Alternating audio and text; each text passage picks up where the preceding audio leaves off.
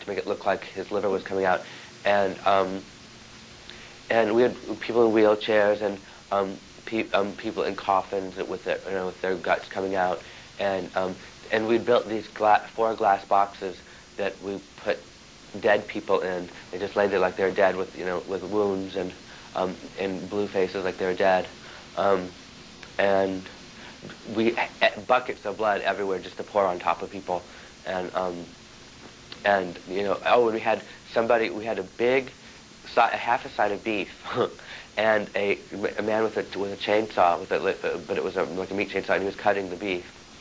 What else do we have? That's about it was about enough, I guess.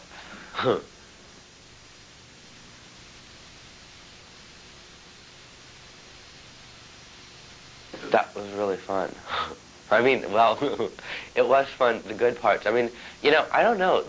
For some reason, I think all of it was fun, but during the time, at the time, it was a nightmare. I mean, the nightmare was that I was sick. Other than that, it would have been a lot of fun. We stopped in Pennsylvania. I was going to a rehab, and Gitsie was nice enough to drive me, and Robin came along, and we made it to Cleveland, and I did my last bag, and with relish, and I was starting to panic because I was going to get sick soon, so we had to drive all around Cleveland to find a bad neighborhood. We found a grocery store with some kids skateboarding in front, and she got out and asked and and lured them over to the car, and because she had blue hair, and they all thought it was funny and cool, and so they asked where we were from, and then she sunk the teeth into them. She said, "Where can we buy heroin?" And they ran, and so it was similar with a lot of people that we asked that question to. The minute the punchline hit, they ran. So we had to go to the hospital, and they would not give me methadone. They weren't licensed to give out methadone, and the most they could give me was a clonidine patch that would slowly release some kind of clonidine. Clonidine is nothing, and so they gave me a prescription for a patch. I went to the drugstore and we got 5 patches. I put all 5 patches on, and it was nothing. We went to a hotel, and I was really, really, really sick then. But there was a methadone clinic had just opened up a month ago, but this was Sunday, and it wasn't open. So I had to go to my mother came and took me to the emergency room, where they gave me more clonidine, and I guess that's like the caveman version of methadone or something. They weren't going to give me methadone because I needed to sign they wanted me to enroll in a 90-day program.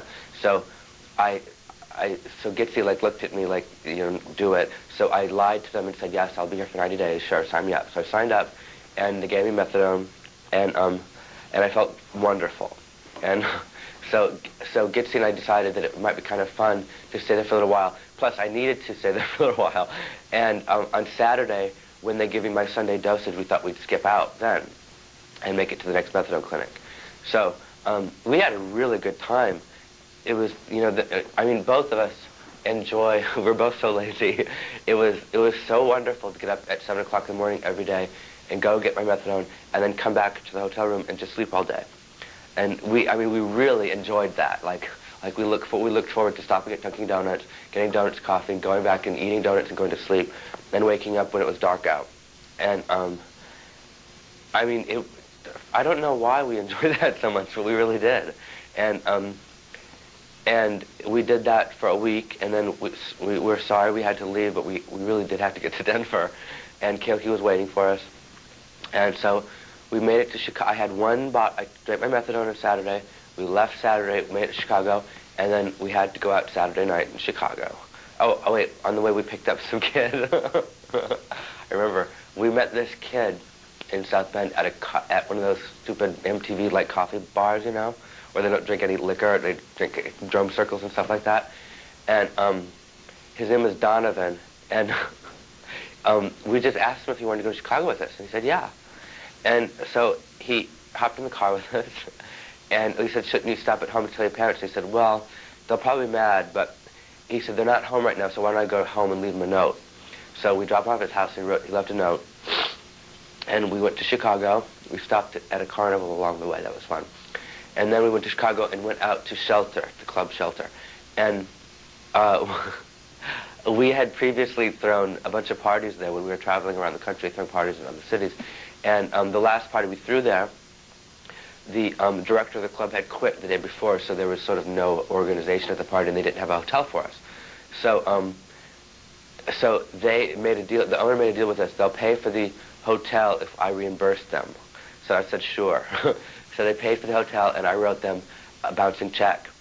And on the memo, I wrote "rip off." And then I signed some scribble on the bottom and gave it to him. And so when I went back with my friend Donovan and Gitsie, they said, hold on for a minute at the door. And the owner came to the door with the bouncing check. And he said, I've been waiting 4 years to give you this, Michael. He said, when can I have my $600? That's how much it was. And I said, well, if you notice on the memo, I wrote rip off. That should have given you a clue that I wasn't going to pay for that, for a hotel. I mean, we did come. And he said, well, you promised, and whatever. But he wasn't really mad. And even though the person that we brought was slightly underage, they allowed us into the club, and we got drunk, and there was not the plethora of cocaine and Special K and Ropanol that we were accustomed to at the club, but we did find somebody with some Special K. They had to go home and get it for us, so they went home, got it, and cooked it, and brought it back.